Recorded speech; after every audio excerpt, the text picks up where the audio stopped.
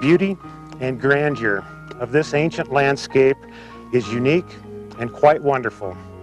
In many ways, the Grand Canyon presents the very finest desert landscape to be found anywhere on the face of the planet. Opportunities for wilderness travel abound, and hikers come from around the world to walk the canyon trails and experience this special place in a very personal way.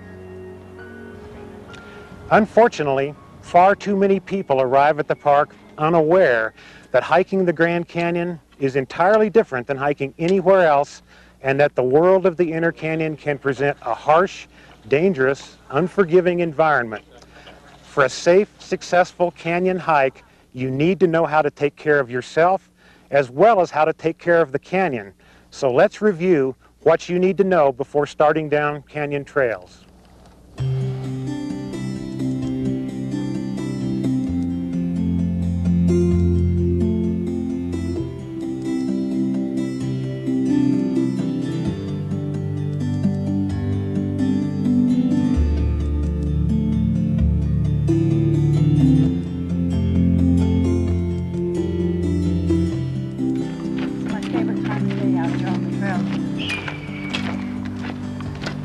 Having a grand hike depends in part upon your safety. If you need to be rescued, it will be costly, damaging to the canyon, and you might not be rescued. Every year, hikers die in the Grand Canyon. You need to be deliberate about each step from planning to the end of the hike. We came into the park very naive to the conditions.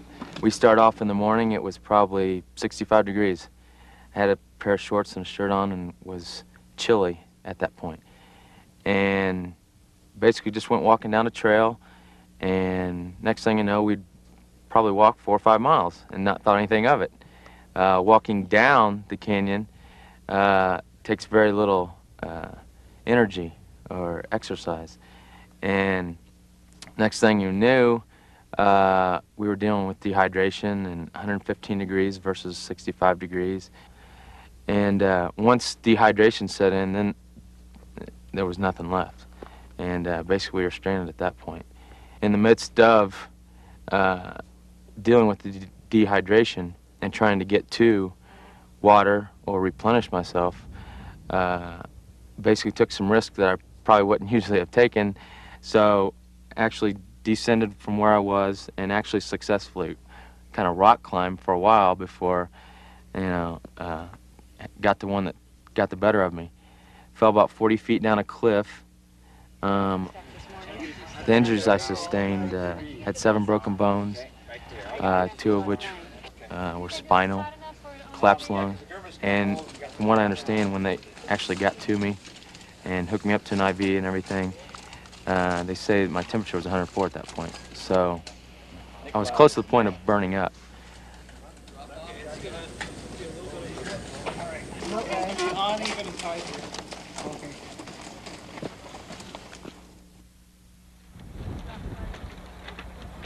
Each year, more than 1,000 visitors are treated for heat-related illness, injuries, or exposure to cold. Thousands more go unreported. You'll be safer and better prepared both mentally and physically if you've thought carefully about your itinerary and planned for it. So check the official guide to hiking the Grand Canyon for the difficulty of the trails you're taking. Okay. Know exactly how far you'll go and how long it will take. So it's going to be a long first day. All right. Well, water's going to be a problem. We've got... Weigh your physical condition and experience against the extreme temperatures and the exertion you'll face. Call ahead to check trail conditions and weather. Trails can be restricted or closed, and weather is variable. Avoid hiking alone and tell people where you'll be. Your physical condition is very important. The canyon is like an upside-down mountain. You work hardest at the end of the hike, when you're most tired.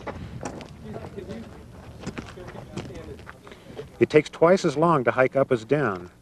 You might average 1 mile an hour going up, and it will be like climbing stairs all day long. Even well-conditioned hikers can have trouble, so start physical conditioning months before your hike. Some medications can make heat problems worse, so check with your doctor. Even if you're an experienced hiker, a Grand Canyon trip will require special gear and preparation. See the Grand Canyon hiking brochure for a checklist. First thing probably we should do is the food. Is that perennial or seasonal? Can we count Pack on that? for your specific trip and pay special attention to your water supply. Water sources are few and unreliable, so know where your next drink of water is coming from and carry more than enough water to get there. Hiking uphill in the canyon on a hot, sunny day, you can sweat up to 2 quarts or 2 liters per hour. If you lose too much water, your body temperature can climb. Unchecked, this will lead to heat stroke and eventually death. Sweating washes salts from your body. This loss of salt can make you very sick. Salty snacks and electrolyte drinks will replace the salts you sweat away. Begin each day's hike with at least 4 quarts or liters of water in your pack, and treat or filter any water you take from canyon springs, creeks, or potholes. Bags to put leftover food and garbage. Bring resealable bags to carry out uneaten food and trash. Fires aren't allowed, so bring a stove. You may need rain gear. A camera or sketch pad are great ways to record sights and avoid the temptation to take things from the canyon. Pack basic first aid kits, especially an ankle wrap.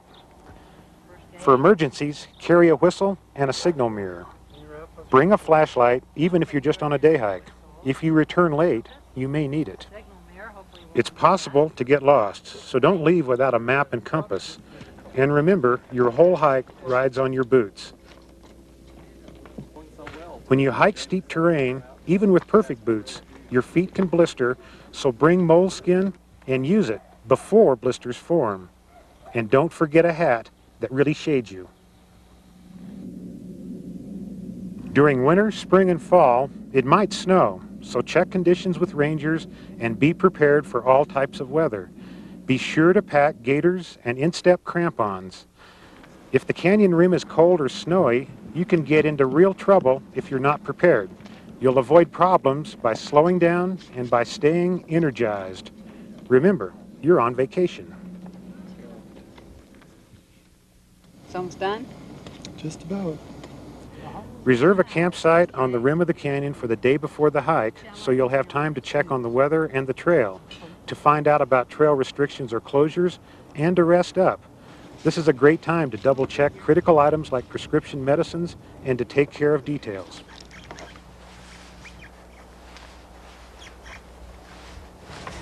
Okay, I'm getting the permit so we don't forget that in the morning. All right. Check that off the list.